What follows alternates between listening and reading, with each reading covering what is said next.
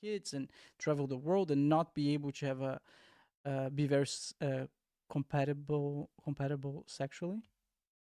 Possible, yes. Yeah. I mean, can I have hot sex with somebody that I have a damaging and toxic relationship with? Sure, but that doesn't mean that that's inherent either.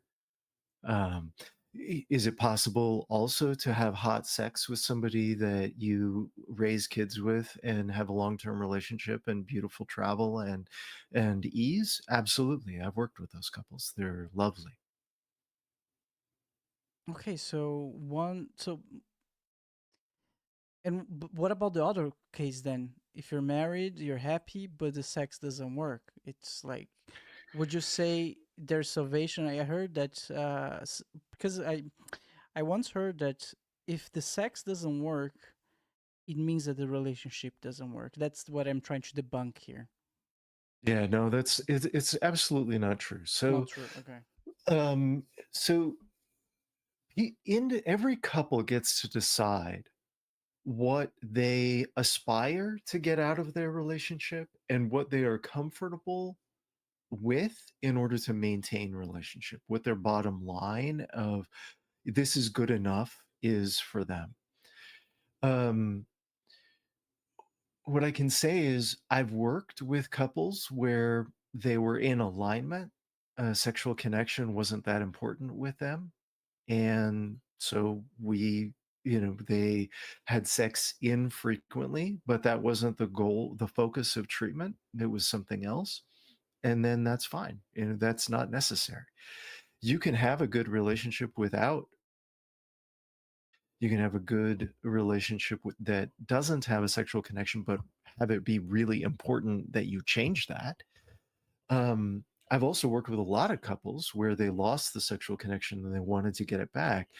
And one of the biggest things that I see is that in the comfort of maintaining a relationship, people forget to take risks with each other in terms of either creating the sexual spice that they need or engaging in the emotional intimacy that they need in order to create that passion. I see. Wow, that's so interesting. That's why so many people fall into the routine. They favor peace over a little bit of risk. And when I say a little bit of risk, I'm not talking about fighting or arguing, right? Hey, I was watching something the other day and I was kind of interested in, would you be willing to explore a little bit of bondage in our relationship? Because it was really hot. Like in the consent castle metaphor, right? This is the idea of we built the castle and we had the hard hats and the construction vests on at the beginning of building this castle. Now it's comfortable, but now we're going to blow out a wall and we're going to create an addition. We need to put the hard hats and the construction vests back on and use all of our new safety protocols in order to begin expanding the repertoire. Um, but similarly, right? Couples that favor peace over emotional intimacy will often drain out the intensity of their passion. I didn't feel like you were there for me when my dad died. You weren't listening to me that I really want to leave this area and move to another city. Um, when I hold those things back, I also drain the capacity for my relationship to have passion because passion can come from intimacy also, but we have to be vulnerable to be intimate. And the vulnerability of intimacy is where the risk and the intensity comes in. So when people favor peace, it drains that out.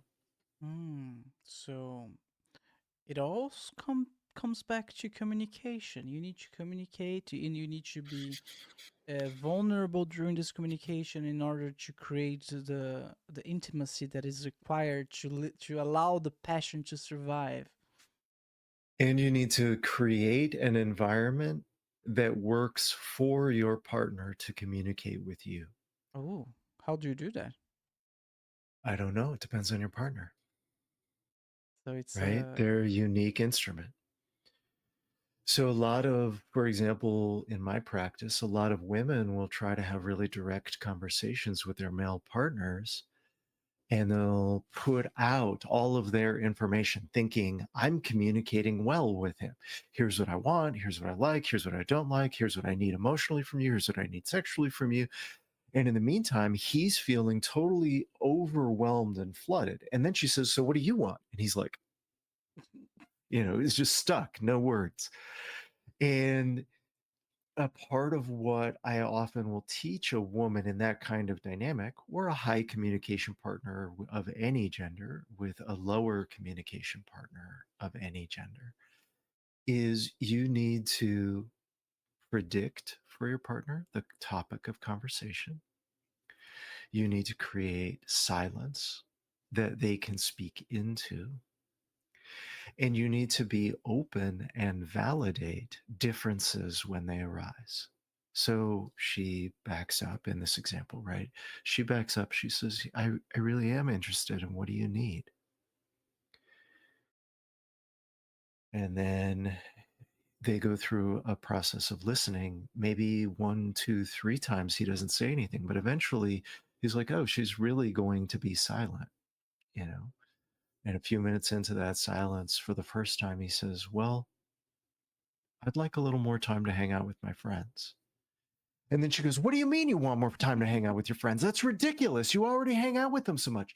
So now she did all the silence, right? But then as soon as he says something, she shut him down. So it's going to be that much harder for him to be honest the next time. So, but emotional regulation keeps that conduit open. So she says instead, okay, tell me more about that. What is it that you're looking for? How would you know that you'd reached enough? Okay, so you're looking for this and that and this. Is that right? He says, yeah, that's what I'm looking for. And then she says, would you be open to hearing how I feel about that? He takes a deep breath. He does his own emotion regulation. And then she's able to say, well, I have to be honest, when you've said that, I was really scared because I feel like you already spend a lot of time with them. But then I realized what I'm really saying is, I miss you. And I already don't feel like I get enough of you. And so I wonder if we can talk about this difference that we seem to have in our relationship of I want more time together and you seem to want less. How will we navigate that? Right? It's just basically the exact same outline of a conversation about high desire sex and low desire sex, high desire spending, high desire saving. These tensions that come up in relationship need to be navigated all the time, but we can't navigate them unless we get the truth of the difference out, and unless we can really tolerate that difference and face it while regulating our emotions and maintaining our connection with each other. Exactly how that looks with any particular couple might look very different from how a different couple looks. Some couples are really comfortable getting much more verbal, much more intense, much more vocal. I don't like that you said that. Well, I don't like that you said that. Okay, well, what are we going to do about it? I don't know. What are we going to do about it? What are you going to do about it? Well, here's what I'm doing about it already. Okay, well, here's what I'm doing about it already. Well, what if you did this? Well, what if you did that? All right, I guess I can take that. Fine. And then, a little bit of that explosive tension, they can tolerate that. They're fine. They work through it. No big deal. And other couples need much more like quiet, calm. How do you feel? A little bit of touching to soothe things together. Every couple's different. But the communication needs to exist. The curiosity on your partner needs to Yeah. exist. And if they're not there, just it won't work. That's right. And even with that more intense couple, right, there's still a ceiling Mm. of like they don't go above a certain level. And so inside of each person, they still feel safe, even though they're raising their voices a little bit. And also, couples across that whole spectrum, the key that we know from research is that it has to resolve. They have to be able to have that conversation and bring it to a conclusion that is constructive. So whether they're more intense or more calm and quiet, that's not as important as the fact that they stay in the conversation, they feel safe during it, and that they bring the issue to a resolution. Not necessarily each moment of a conversation, but over time they bring it to some kind of positive resolution. Wow. I say that a lot on the podcast. Why they don't teach us those things Yeah. in school, man? Like I feel like I say that on every episode. School really let me down. I mean, but this is like high level emotional maturity and relationship skills, right? Is where we're supposed to learn that through life with experience. Yeah, I mean, ideally, we have good models for it. Mm, Some significant relationship that we bear witness to over many years, where we get to see the intimate aspects of tension and resolution. That creates for us a model that relationships aren't perfect, that tensions can be had, and that resolution can be found. Um, but practically, we most of us end up learning this stuff by making a lot of mistakes, hopefully learning those lessons in the relationship, but sometimes, books, podcasts, whatever it is. I think we have the human community now has a lot of really good psychological information. I think we could almost benefit from a few generations of just mm, integrating it into mhm. practice. Uh, Eric, we're gonna go in our short sponsor break. We're gonna be right back. Is that okay? Sounds great. All right, we'll be right back, everyone.